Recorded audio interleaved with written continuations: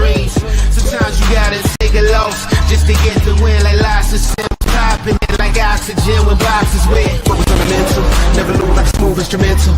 Better choose on the move in a pinto, choose what I get to. Never lose move on the move, but it's simple. Never give up if we want it, and maybe we just keep winning, we conquering daily. Envision that painting is never the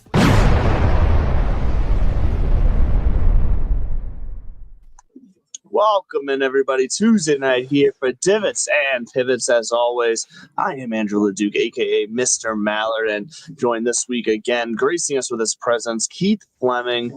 Welcome into the Divot Pivot studio. Keith, how you doing this evening? How's the South treating you? I'm doing good, man. Spent last week in Colorado playing some golf and went to the Red Rocks and stuff. So I had a great trip and realized that 9,000 feet above sea level is significant. As we played there the first day, and I was huffing and puffing and a little lightheaded. So, but boy, the ball travels a long way. It makes you feel mighty fine. Yeah, I haven't experienced that yet, but I've assumed with the amount of people that always talk about it, it has to be true. And I apologize. I had to cover up I wore my hat backwards on the beach all day Sunday, and as you can see, got the nice red line, and it just really showed up on here and on the camera. So we're gonna throw a hat on to cover that up, because yeah, we spent the entire day of Sunday on the beach, and I put on sunscreen like 3 or 4 times all day because I was like, I'm not getting burnt. I still got roasted. My whole stomach, my whole chest, my back. Like, what the hell happened? Like, what is the point of the sunscreen if it's not going to do anything? So I'm assuming this is actually Jason here, but oh no, it is Mary Jane. She's my husband's. Mary Jane, thank you for stopping by. Keith is. Jason's the man. Been on his show quite a few times. Yes. And he does. He pumps me up, which I absolutely love, because I'm a nerd, man, and love stats and stuff. And he's one of the few people that seems to really enjoy and appreciate that. So it makes me feel not as much of a nerd to have somebody as cool as Jason be like, "Oh, you're the best, man." I'm like, "Oh, this is awesome." Well, we'll definitely get into the stats as we get into the show more for this Genesis Open, the Scottish Open here. But first and foremost, let's shout out Acorn Hills as always. The show is always brought to you by Acorn Hills. Get on over to acornhillsco.com. Use discount code TBFY15 for 15% off your order, all their fine golf swag, some little golf accessories, and always helping the environment, helping plant trees, helping plant wildflowers in your tags. They're letting nothing go to waste, and they are doing their small part to save the world, and we thank them for that. So Nate, keep it up. Let's get into, I guess, first off, the happenings of last week. The John Deere Classic was, as it always is, the John Deere Classic, everything we say it is on this show. But I always try, the past 2 years I've been trying to pump it up, because 2 guys do get to punch their ticket to the Open Championship. If the top 2 finishes who haven't qualified get an invite, and that was this year Mr. Brian Campbell with the win. He got his. He was not yet qualified. And I want to say it was the Kevin Roy who got the other spot. There was a couple guys tied there, but I was wondering, because why would Grillo not get it? He's not in the field, is he? So when I looked, so maybe he's not. Because he was an alternate, is what I saw. I thought. So when I looked it up on Sunday to see who was in the running to be making, like while the play was still going on, Google had told me he already had a spot. So I looked right past it. They said he's not in the field. So I'm not sure that. And I don't know if maybe because he already had an alternate spot that counted as. That'd be a bummer. That'd be a bummer, yeah, right? But quite honestly, the way he performed in that playoff hole, I don't think he deserves much of anything. Because, look, I get it. I get it, pressure. I get all that. Playoff hole and whatever. The stage, he's still much better golfer than me. To me, at this level, though, in a playoff hole, I can excuse 1 bad shot. Hell, I can excuse maybe 2.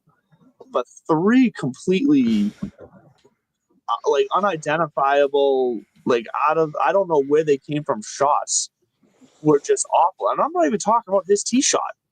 Like, his tee shot was a ride, put it in bad position. But when you actually saw the lie off of his tee shot, yes, in the trees and the rough, he had a quite a lucky lie, because he was sitting right where all the fans were.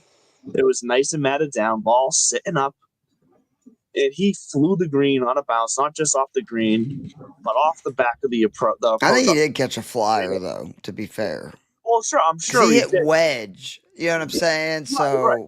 I'm sure he did. That's why, like, in that scenario, I was like, okay, I can discount like one shot. He can still easily from that spot, because then once again from his spot in the rough off the back approach of the green, it was slightly uphill, but he had a lot of approach to work with. He had a little bit of green to work with that was fairly flat from that angle. Like, I was like, okay, this is a shot that he can probably still get up and down for par, and we're going a hole number 2 anyway, so it's not going to really matter. The one go ahead. I was just going to say the one I can't excuse is that chip shot out of the rough on the back, because that looks like he caught it clean. He did what he wanted to do. He just completely, I think, underestimated how far he had to go or what it was. But to come up that short and that soft in that spot, just a bad look. And I know I'm being harsh, but that's what I do. I'm harsh on here. So maybe give him some benefits of the doubt, I guess, Keith, because I have a feeling you want to. I mean, I just, again, like, after he hit the tee shot, it's a tough position, because we saw this with Campbell earlier this year versus Pogacar. Like, he's so good at hitting greens and, fairways that I think Grillo knew he had to hit a really good shot, from the rough. And it just, like I said, I was shocked he was hitting wedge, because it was like, I think 168 or 158 or something like that. Yeah. And then to your point, it just obviously had to be juice for it to have gone that far. He looked pretty shocked. And then again, like it was a bad pitch shot, not denying that. That's also, though, kind of the weakness of his game, right? Like, Grillo is a great iron player, great putter, not a great, wedge player around the green. So it wasn't that shocking. I was just disappointed because obviously I had Grillo to outright win. And, for the second time this year, the shortest dude on tour has knocked me out of a pretty nice payday. But I got to admit, even despite that, I love it. Like, it feels like maybe there's a little bit of a change on the PGA Tour, because Russell Henley, I think, is like the 5th shortest guy on tour. He has a win this year. Campbell now has 2. Mm-hmm. And maybe we're getting back to where they are building these golf courses, or at least setting them up to where you don't have to have this like uber elite distance to win. And it felt like for a while that became the be all end all. And I think that, again, whether it be setup, whether it be rough, whatever it is, we have seen a little bit of a transition lately to where, I know it was, the Open, which plays firm and fast, but like Brian Harmon winning the Open Championship. Brian Harmon won an event, again this year. Like, these guys that are not by any means, even long, like, they're below average, like near the bottom, are winning events. And I just think it's wild that a guy that is dead last on the PGA Tour in driving distance now has 2 victories. Good for Campbell, especially for a guy that's 33. I think it's only like his 48th career start. So, that is a journeyman's career. And it's been a life-changing few months, because he has got now 2 years to be very fat and happy. He's going to get to play in some major championships, which he hadn't got to do. And just like, I'm very happy for him. And again, just happy to see players other than this bomb and gouge mentality finding success. No, and I do agree, because I like to see skillful shots. I like to see spin control. I like to see someone picking their spot and hitting their spot and attacking the golf course in that way that they really know that they got to get around the course in a certain way, or knowing that there's maybe 3 or 4 holes that they can really attack and they hold up on it. Like, all that, I like this. I agree. I like the strategy of that. Can we just agree that also, because I am going to go back in on Grillo here, that putt on the playoff hole, are you like that putt was not even like that's something I would do. He just left it so like out there, just not even close.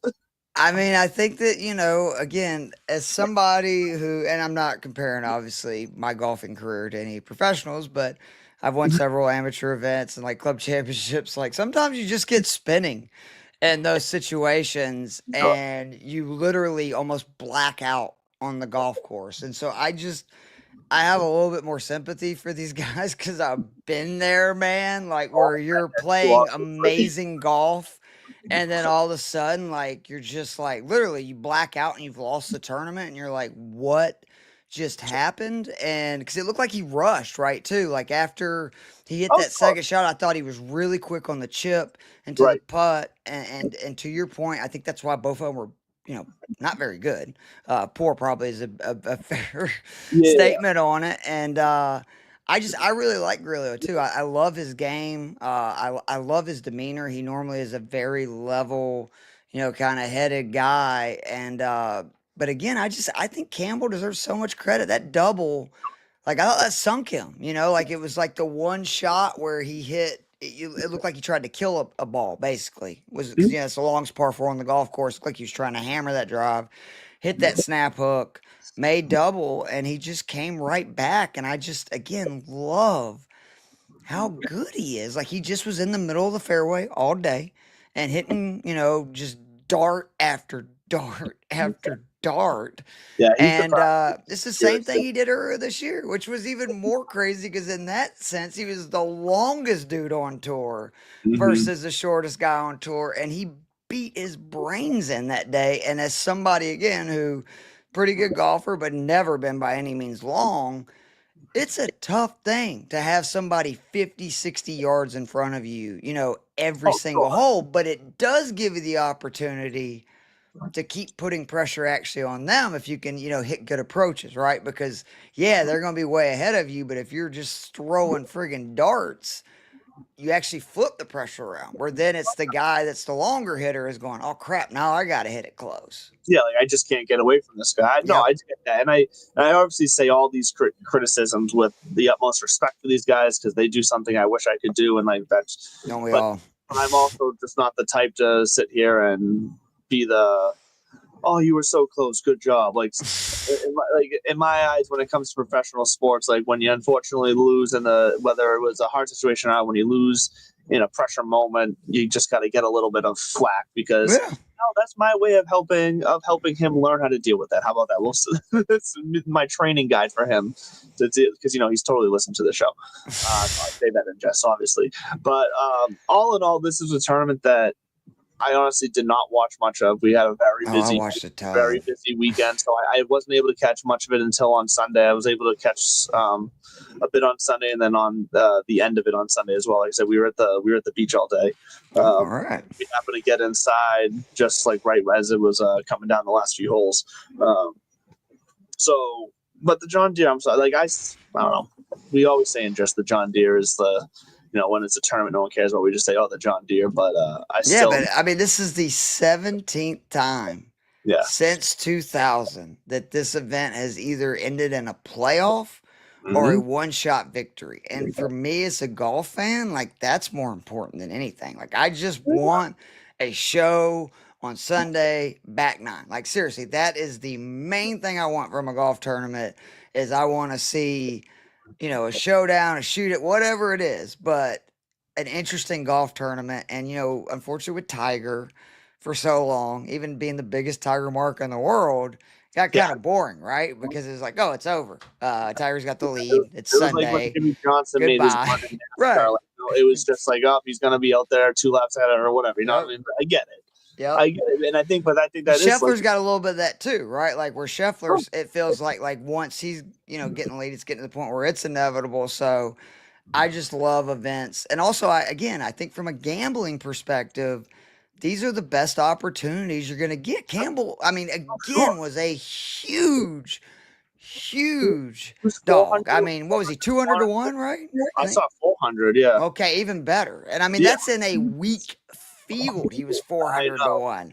So they coming off like having a win already, like you said to your point. Like that is, these weaker fields provide so much fun in different ways than just like star-studded. Because I think what we get is a field of guys who are just hungry to say, okay, this is our chance to have some spotlight. Yep. Let's show up and show out. And I think that's plays to why we get, like you said, in the John Deere, the playoff and all the tight finishes. I agree. I'll take that. I don't care who's the name on the leaderboard. If this guy's going to a playoff, I'm excited that we're getting playoff golf. I don't care. That's why I'll still watch the NHL, playoffs even once my Bruins are out, because playoff hockey is just a different animal. Where these guys are playing with so much passion. And let's be honest, when it comes to our core as sports fans, whatever sport you're watching, you enjoy it more when you can see the guys or the girls playing passionately. And when they have that passion behind them, they draw you in. So we get to see that in different ways in these weaker field events. I hate to say it like that, but you know what I mean. I know exactly what you mean. Yeah. But that's not what we're going to get this week. Before we move on, though, any other storylines? Because you watch more of it than I did this past. Any other storylines out of the John Deere that grabbed your attention that do you think are worth mentioning that you saw? Just that these young kids are coming. Watching Thorberson on Sunday, basically shoot 8 under with a double and a bogey. There's so much young talent on the PGA Tour. I keep talking about it, and these guys are fearless, which to me is the best part about it. Like, they grew up, in that Tiger generation, right? Where everybody thinks I'm the best. And I love that. Like, that's what you need guys that, think that way. And I do. I think there's as much talent on the PGA Tour right now as there's ever been. And it seems it's just only getting better. Because like we saw again, Jackson Kavanaugh, who is sophomore, from Auburn. Yeah.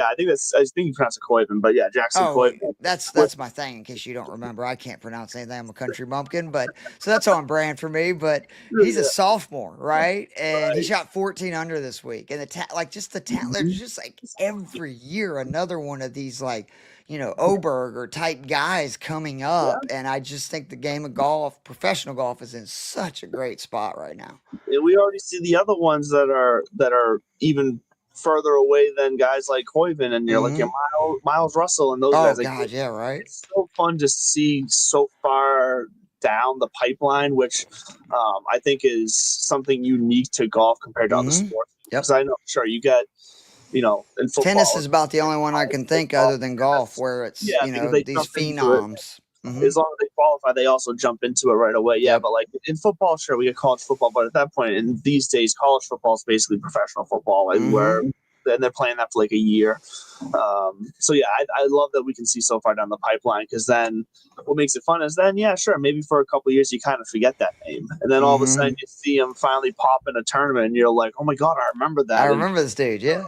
Anytime you can strike feelings up, and while you're watching a sport, watching golf is a win for me, no matter what the feeling is, being mad or being curious or being excited, whatever, I don't care. All the feelings that come with any sports, sign me up. It pushes the sports forward. It keeps you watching for at least an extra 5 minutes, whatever it is. I'll take it. All right, so that's the John Deere then, and we do not have a weak field at the Genesis this week.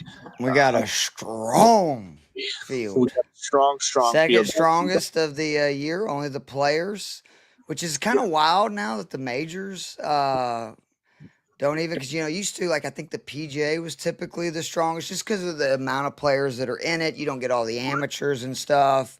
But it is remarkable to see that, like the players in this event. And I hope this leads to more PGA DP co-sponsored events, because remember, this event was around for a few years before 3 years ago when they decided, okay, we're going to make this a co-sponsored event by both tours, and the strength of the field just skyrocketed after they did this. I believe it's only Henley and Keegan are the only two from the top 10 in the official world golf ranking that's not there. Like, this is a deep field, and it makes it a lot of fun for degenerates like us. No, it does, and the more tournaments we get like that, the better. I'm actually what I want to do, actually, because I struck out big time last week. I had 2 weeks in a row I was doing good with my one and dones. I struck out very miserably this past week with the John Deere on Thorbjorn Olesen. He just, I think he finished -1 after 2 rounds and missed the cut or whatever. I think it was 1 over. It was just bad for a birdie fest type of event. It was bad.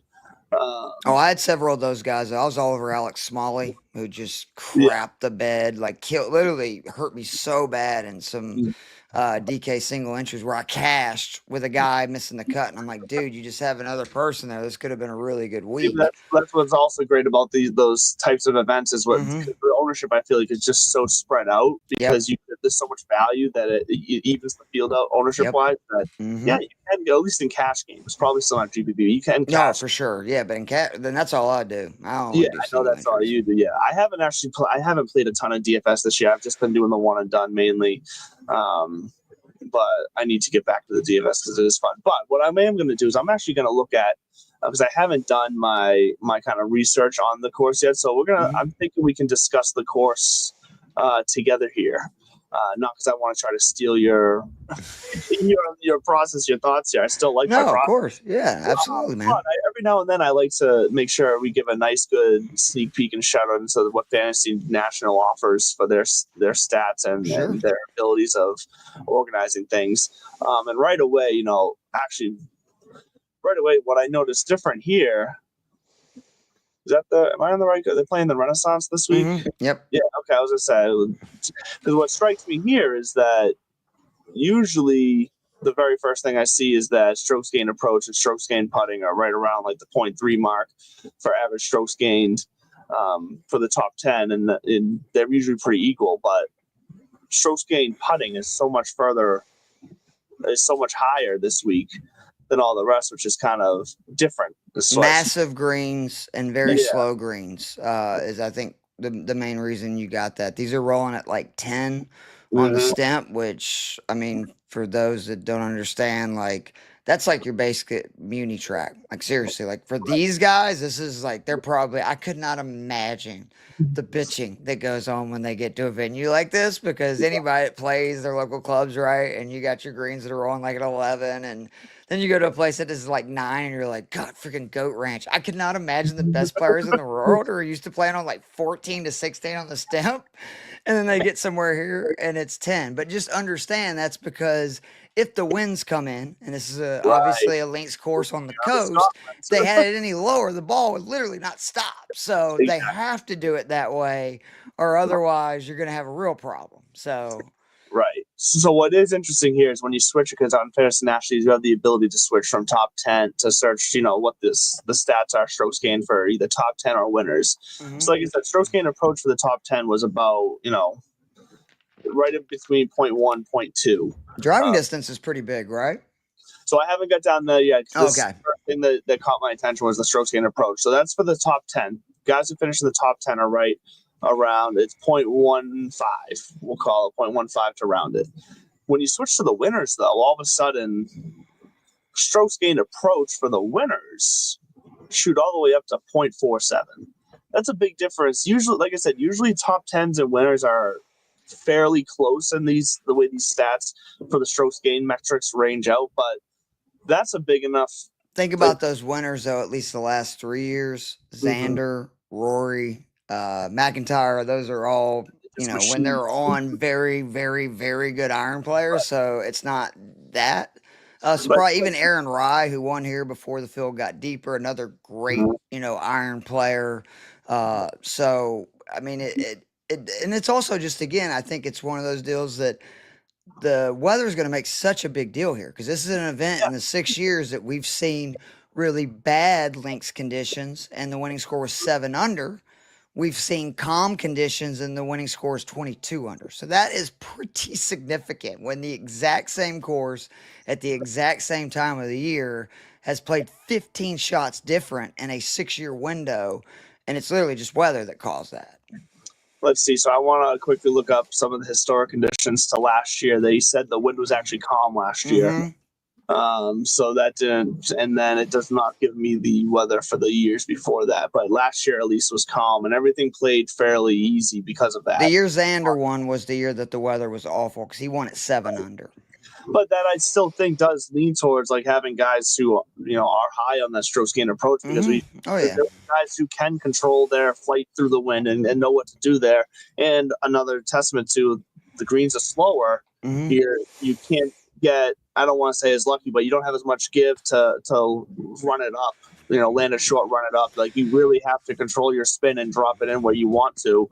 Well, to make birdies, you have to hit it close, because again, these are Exactly. massive greens. So you could hit 16 greens in regulation and not really hit it that well, right? Like where you have all these long putts, to where I know that's something I really looked into this week, was 3-putt avoidance and approach putting, because definitely. anytime I'm on links courses, I want guys that are good lag putters and avoid 3-putts, because there's nothing that'll kill you on a links course more than hitting a green and just giving it away by 3-putting it.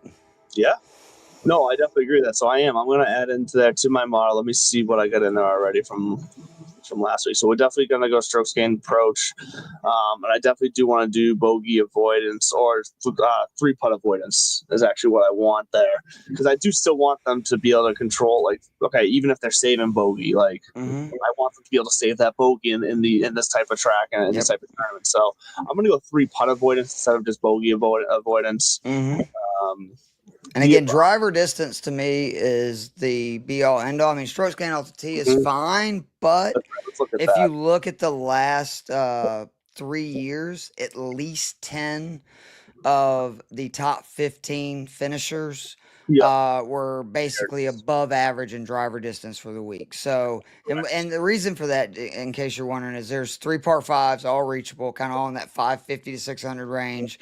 And then there's another drivable par 4, plus 6 par 4s that are 450 plus. So to me, yes, the firm and fast conditions will equal it out. We've seen this with guys like Tom Kim and Aaron Rye and other guys have success here, but it's still a huge advantage if you're long, especially because this is a course too that is wide open. I mean, you can just bomb it off the tee, and you really have to miss it to get into like that fescue rough and stuff. It's actually the occasional bunker and stuff you have to worry about more than that. But this is a very generous course off the tee. See, and that's why I know you like me like to look at the numbers, because you can, everything you're saying right now, you can see with your eyes. You can tell just by watching the tournament over the years. But then when you look at the numbers, it's nice when it backs it up, because driving accuracy, for instance, here among winners, an average tour event is a little over 0.6 strokes gained driving accuracy. Here it's down under 0.5. Oh no, it's right at like 0.5. So I mean, it's not, like you said, it's not as important. But to your other point, average driving distance at tour events this year is 284 yards. The winner here averages right around like 295, 300. So everything you just said, backed by the numbers, you can trust this guy Keith when he's putting this together. Right? I know I'm definitely going to be putting in driving distance. So let's build this now. Let's build this live. Let's add in 3-putt avoidance, which I already did that actually. Let's add in driving distance. And again, I did par 5 scoring. That's interesting. Okay. Because again, those 3 par 5s are all reachable, and I just feel like, again, on link style courses, it's so important to take advantage of those par 5s, because you have these massive greens. It's not necessarily easy to make birdies, right? I mean, even again, under the calmest conditions, we're talking 20, 22 under, like in that range.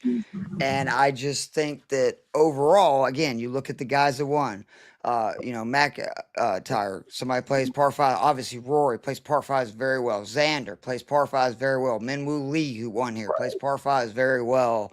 I don't know for sure if that, played out that week, but I just know in general on links courses, Open Championship, that type of deal, I always, especially if they're reachable par 5s, usually put that into the equation. Well, and once again, the stats back it up. When you go back and look at the handicap on all the holes, the 3 par 5s are the 3 easiest holes on this course: 16, 17, 18, and that order rank wise. Obviously, those aren't the whole numbers, but so that 100% backs it up. Strokes gained, par 5 does seem like a good one. And I don't want to end up with the exact same model as you here, but we're going to probably be pretty close.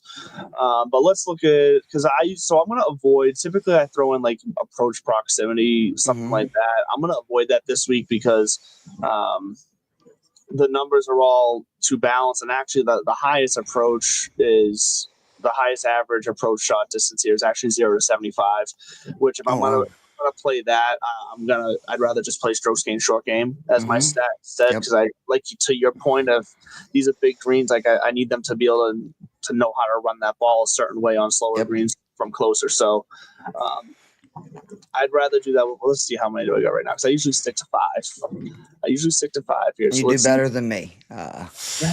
Well, I used to always kind of let myself get a little out of hand. I'd end up with like 7, 8, 9 No, sets. I get it. And then all of a sudden, the more sets you add, I just found myself kind of, I don't know, muddying my results down. Well, Joe built me a percentage thing, which has really helped, where I can then put like in a spreadsheet just percentages by categories to equal up to 100. And then he downloads the data and spits it out for me. So, because before that, you're right, it was kind of a mess. But since he's done that, it's really helped where I could have 8 to 10 categories, but say, most of them are 5%, and then say like par fives is 10. And like for this week, driver distance would be 15%, right? Because I think that's a really big one. And, so on, so on. Yeah, that's how I will say that I usually do the same thing where I adjust the, like the weight of how it's all going to play out. There we go. We just have to add that one in there now. And let's take a gander at what this all kind of spits out for us here, which it's like my favorite. It's like almost like opening a gift once you see how your mixed condition model. I'm a card guy. It's like opening a hobby box, man. There we go. See, I like that. All right, let's get rid of this one and that one. And part of me kind of actually wants to keep 6 stats in there this week. If I'm going to take out one, it's probably actually going to be I'm going to take out the short game, actually. Then, yeah, let's see. Like I said, approach is going to be pretty high. So if normal percentage would be 20 for this amount, I'm going to give it the highest at 20. Putting, I kind of want up there. Actually, you know what? This is what we're going to do. We're going to put, 20 there. I want 3-putt avoidance high, but we'll do 15. What's my math? I'm bad at math. So that's, what do I have left here? 20, 40, 70. That's I got 15 left. So let's actually go higher on these two, 25, 25, and then 3-putt avoidance. Actually, no, driver distance. We're going to go to 20. All right, let's see what it spits out, because I'll be curious to see how close we are just from the mixed conditions model results, because I obviously put in some other stuff into mine. I'll tell you right now, obviously, shocker. Number 1 ranked out of that formula there, Scotty Scheffler. Not a shock. It is what it is. Sam Burns making an appearance for me, though, which is fun. Harry Hall, Rory McIlroy, Ryan Fox, the top 5, just based off of all that. Now, like I said, I won't bore everybody with going through everything, but I'll go back into the results recently, tournament history, and kind of start doing some eye test stuff for myself. But that's a pretty solid but chalky kind of top 5, if you ask me. Are you getting some chalky results when you run your stuff right now too? Yeah, and I mean, again, I am somebody that I don't lean too heavily into the model. I like to have it, but for me, it's more about finding players that fit sort of, the most boxes possible, right? Like, so, for instance, like Sam Burns, who is somebody I love this week. I'm betting him to win. Love him at DK for cash games at 9K. I think that's a real value. Yeah, Finished 19th the last time he played at this venue 2 years ago.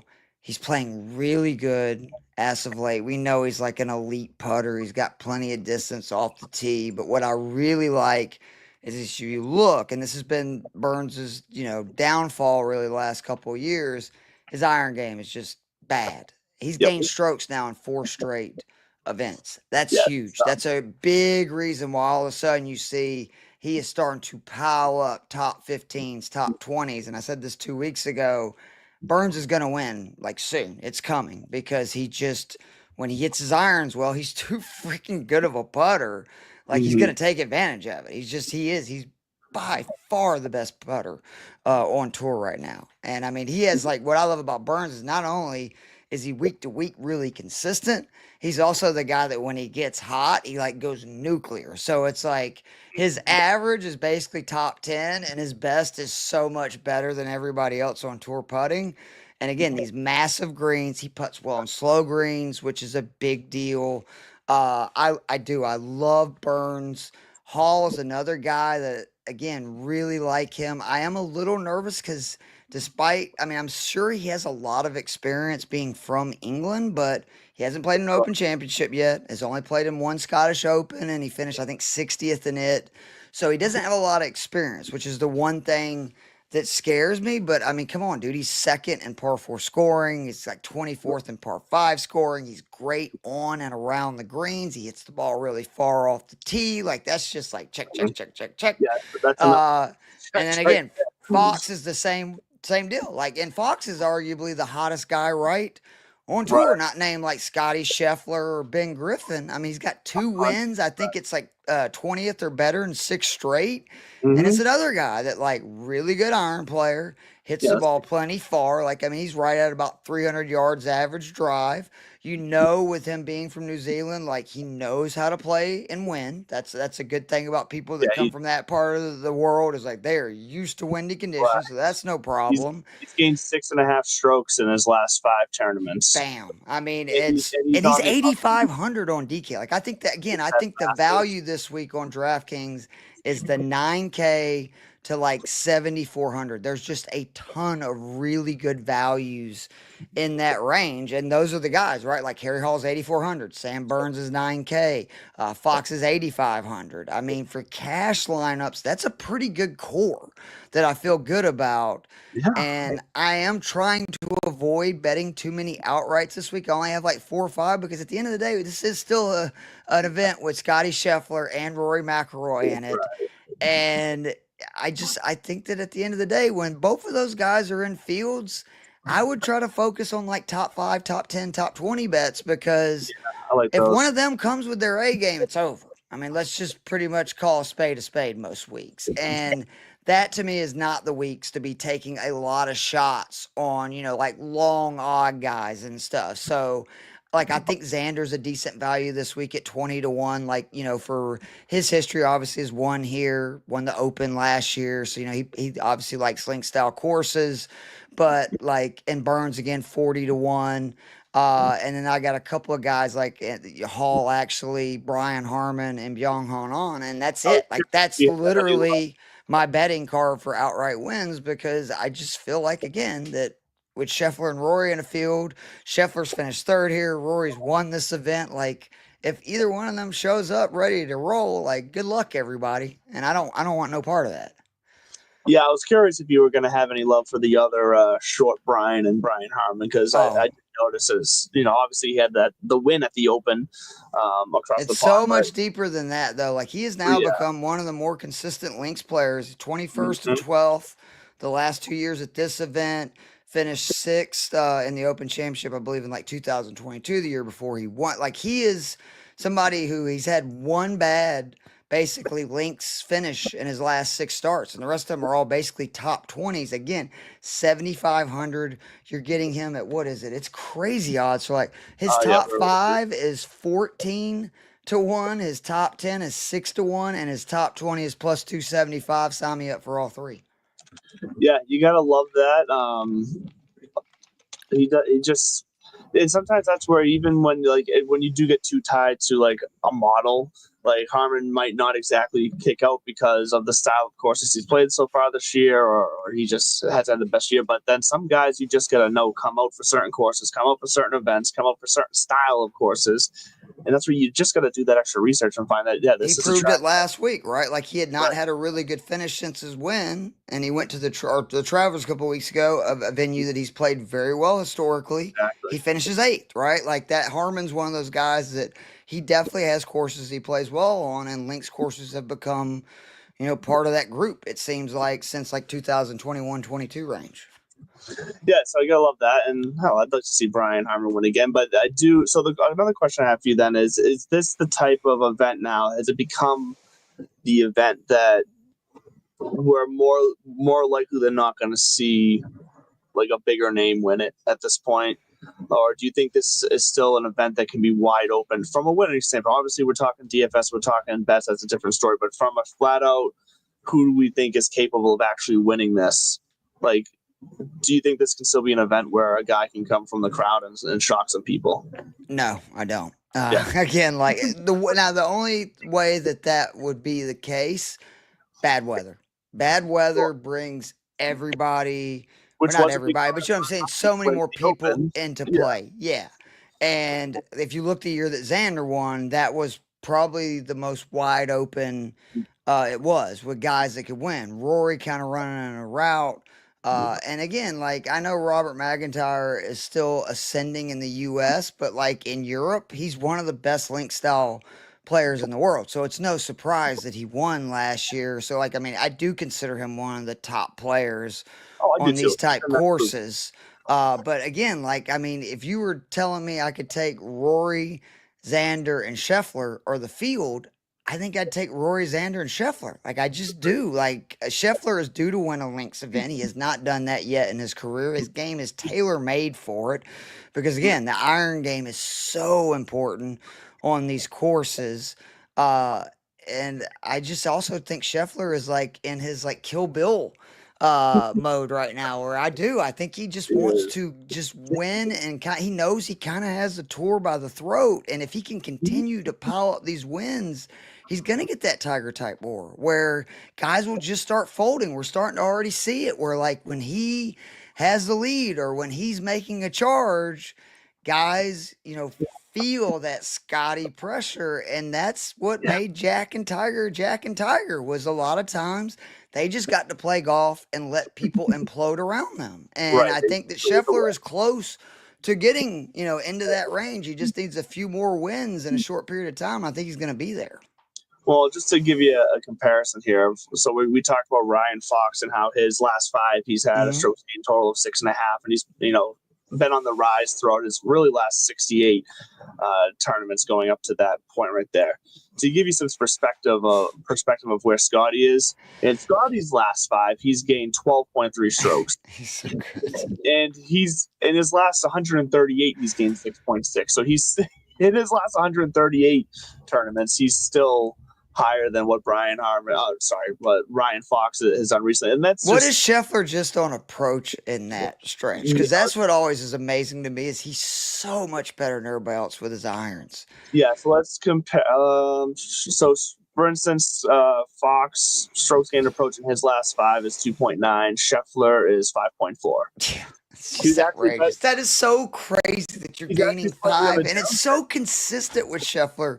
No, Byron was talking about this when he came on my show that like he wants to go back and look at like what was Scheffler's bottom of the barrel iron performance and where did he rank that week, because he said he went back like almost a year and it was still at least like 2-3 shots every tournament, and we you rank it out know. that way. So let's see. The last time, let's double check. So he hasn't given up strokes gained approach since the first time he was in the green on that was the CJ Cup in 2022, That is insane. where he hit .2 strokes gained. That is He insane. was, and what's fun to watch is that you can go back to 2020, where in that first tournament at the Houston Open, where mine finished 32nd. Right. He lost 5.6 strokes on approach there, but he has literally from tournament to tournament since then. This can't be this. There's no way this is actually going to play out like that. He just give me a second here, because if this is true, this is going to be like just kind of wild to me that this is capable of that someone's capable of this. He's either been consistent from one week to the next on. Oh wait, sorry, I did that. That was just I'm an idiot. That was descending and ascending order of strokes gained approach. That's why. Okay. I was like, wow. Like, has he really gone up at least, or stayed even, or gone up 0.1 at least in every single week? I was about to be like, man, that's pretty impressive. Well, that's why I was like, give me a minute, because that's going to be insane. But no, I'm just an idiot and can't read my stats right. No, I'd have to. It would take me a while to figure that out for us. But the fact of the matter is that okay. So the last time he's actually in tournaments lost strokes gained approach was the BMW in 2024, where he actually lost 3.5 strokes, 3.3 strokes, which is one of his worst performances of all time. Literally. Is that the FedEx? It was the BMW Championship. That's what I'm saying. Is that the FedEx yeah, Cup? the Yeah.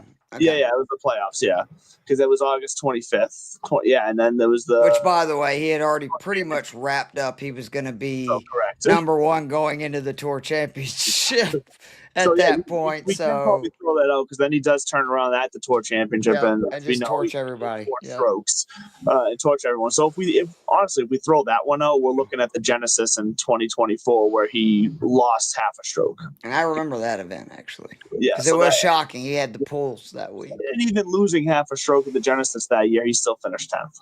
Yep. But that's the thing. He lost that's the thing. Like the Tour Championship in 2023, he lost almost 2 strokes approach. He still finished 6th. Like that's because his chipping's so good. It's the most underrated part of his game. People understand he's so good with a wedge around the greens. The last time he lost strokes gain on approach and missed a cut was 2022 at the FedEx St. Jude, where he lost 0.9 strokes on the approach and also missed the cut. So that's just a silly run. As we know, bad man. Spending so much time talking about why you should play Scotty Scheffler this week when really everyone already knows that. That's also the last time he missed a cut in general, by the way. I'm just noticing that too. And I mean, he's 13-1 this week. I have him in several of my $100 single entry lineups because I think that his ownership's going to be a little down this week because you get such a discount for Rory and Xander and those guys. And I like taking Scheffler, especially when, again, I like the guys in the mid to low 7K range. I can actually make Scheffler happen and still play like another guy in the high 8K, low 9K range and feel pretty comfortable. 44 top 10 finishes since that. That's outrageous. Yeah, he's insane. We are the Scotty Scheffler arc is here. It is the era. So I don't even remember how we ended up down that path. I think we were comparing him to Ryan Fox of all people, and just how dominant he is. Because, like you said, Ryan Fox is one of the hottest players in golf this year, and that another reason why we briefly touched on this earlier. Why I think golf has been so fun this year is a lot outside of Scotty Scheffler. The hottest golfers are names that most casual golf fans don't know. You, I, Bud, whatever, all of us golf content creators, we know them because we, shoot this into our veins directly. But I like that most casual golf fans don't know who the hottest golfers are, because I just think that opens the door for more fans to get drawn in. Someone always has that first golfer they fell in love with, that first golfer that grabbed their attention. And sure, Tiger Woods was an easy one for our generation and whatnot, because from my wife, Adam Scott. So, and that's the thing. And honestly, for me, it goes back to, actually Adam Scott was one of mine too, because back on one of the original Tiger Woods games on PlayStation that I'd always play, Adam Scott was one of the guys that you could play as, and I just liked playing with it. So getting to know newer golfers, is going to grow the sport more than, Scotty Scheffler running away with this on another Tiger-esque. Unless he does it at the same level, then that's just going to go on a whole different plane. But I doubt that's going to happen. We'll see. We'll never know. So, okay. So is Sam Burns then your highest kind of confidence outright winner this week? Did I miss? I mean, I still, again, like Xander at 20-1, I like a lot too. Because I just think that's a value. But yeah, Burns is, for instance, on my DK lineups right now, I've got I think $600 worth of lineups. He is in 633 of them. So 100%. I think that 9K, that's a sweet spot. And I think he's due to win. And I think this is a great venue for him. Again, he hadn't played here in 2 years, but he finished 19th the last time he did. And if he has another good approach week, like he has 4 weeks in a row, he's gaining strokes on approach, I think Burns is going to be right there in contention Sunday. Even if Scheffler and Rory, have their A game, I think he can hang with them as long as his iron game is solid, which it has been the last 4 tournaments.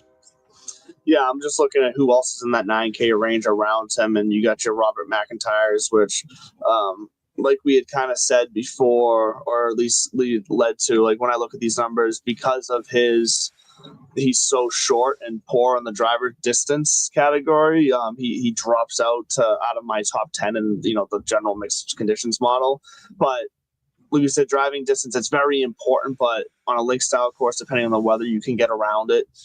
So considering how good he is, went runner-up winner the last 2 years, so obviously he likes his venue pretty well. that's what I mean. So you can get around it to where I think he should still be definitely considered at 9,100 now. No, for sure. And that's what I'm saying again is like if you don't want to play Scheffler, Rory, and Cash, I think that's what to do is like you can have both of those guys and then throw in like I really like Fitzpatrick this week.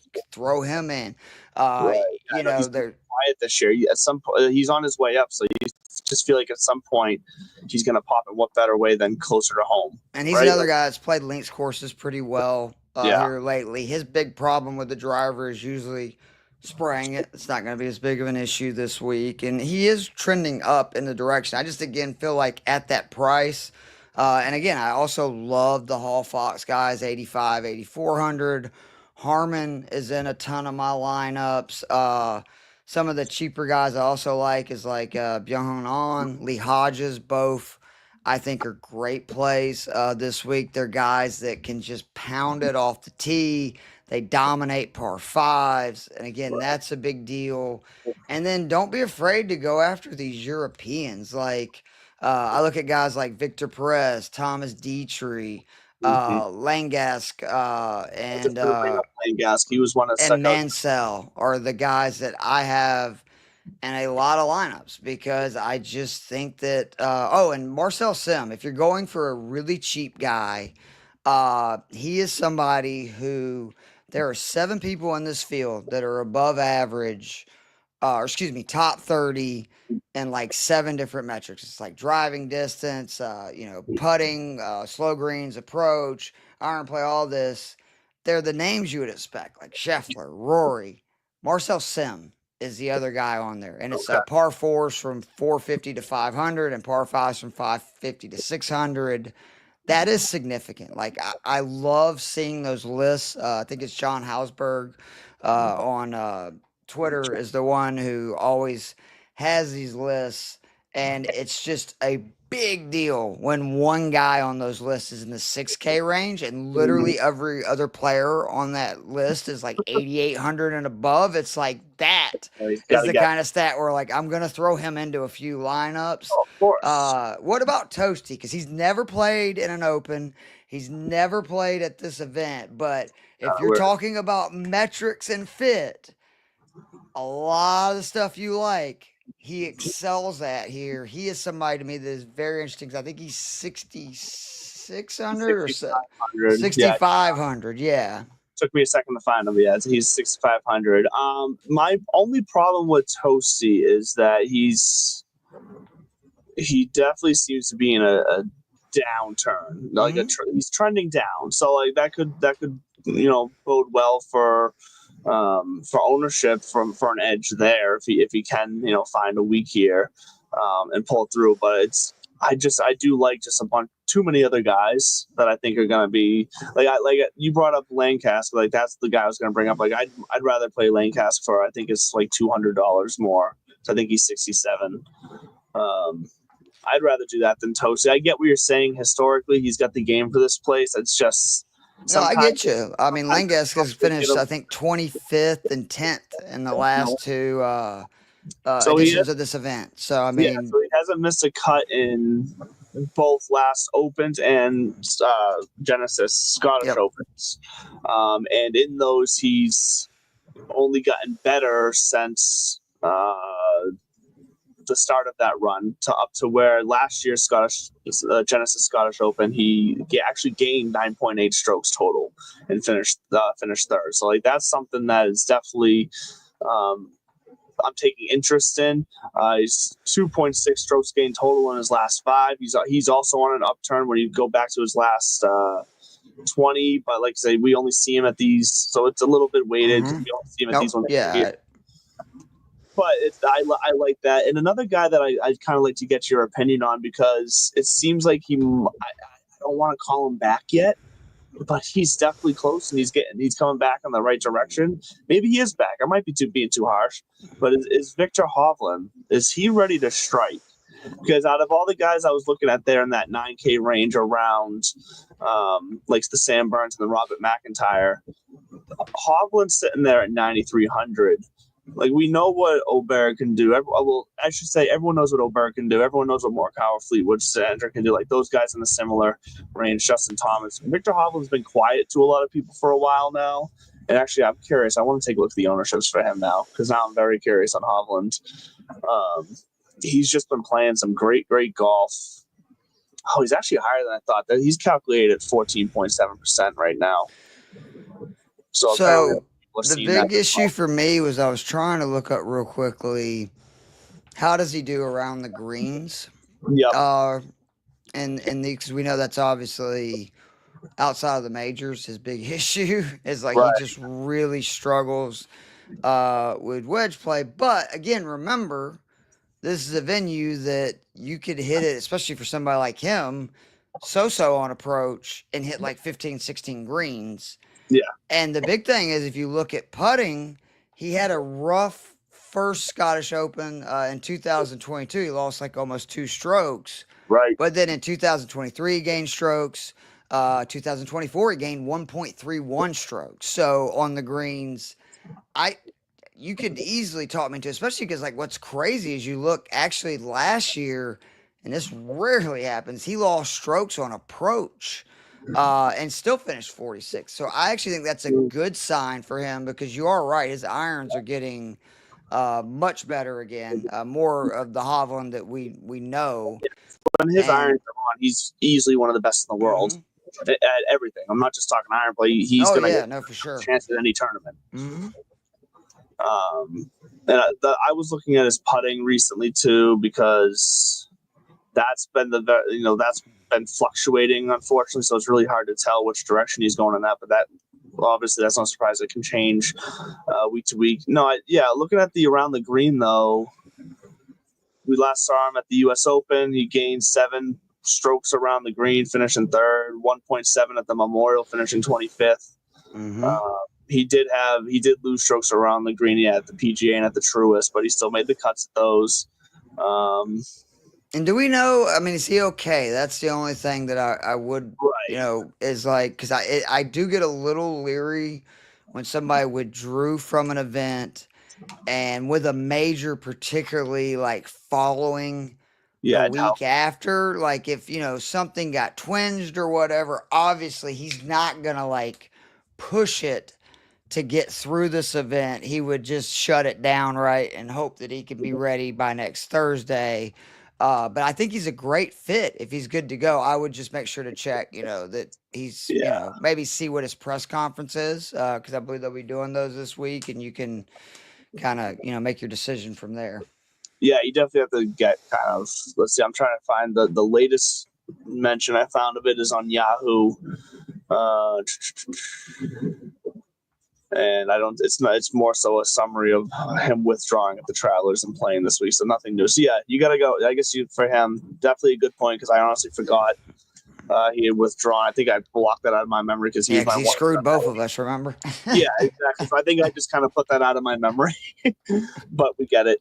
All right, so I think so I am, just so it's out there in the public, I am going to go Sam Burns. I don't think I've used him yet for my one and done, just because a lot of these other guys we talked about I've already used. Scotty, Xander, Rory, like I've already used them. So Sam Burns feels like a good. I think he's still available. If not, I'd say if Sam Burns is not available for me to use, I might be crazy and go out and use Matthew Fitzpatrick. I don't hate that. Again, though, if you have McIntyre, runner up and win, like, and he's got a good record in link style courses anyway. Before that, he's going to be extremely confident this week. I don't love him in DK, even in cash, because I think he's going to be so high owned, and he's right at that price where it's just a little rich for him, because he can have really bad weeks. Sometimes tee to green, even in this kind of situation. And it's like, again, I would rather take Burns, who is an elite putter, right around, kind of the same price. And even if Burns doesn't say hit it great, he's got a chance to, hang around because, again, that flat stick is just so elite right now. Nope, I 100% agree, and I think in the either way, we are going to have some fantastic golf I'm this week. excited. Early golf too, which is my favorite, man. I know. Takes Early 2 golf, weeks. 2 weeks in a row. We got this, and then we got obviously the Open the following week. So can't wait for that. Make sure you tune in early. Set your alarms on Thursday morning as everything gets started, and make sure you set your alarm on Tuesday nights for 8:00 right here for Divots and Pivots. Every week we are here, rain or shine, whether I'm not here or Bud's not here. It doesn't matter. We got friends like Keith there who jump on and cover for us, and we're always ready to go. We're always here to answer your questions. So jump in the chat, ask them in the future. And look, we'll see you next week, Keith. Thanks again for joining. Anytime, man. I love chopping golf with you, bro. Anytime, man. You know that. Yeah. So appreciate you having me, man. No problem. And we will see you all next week. Once again, stay classy, and we love you here at Divots.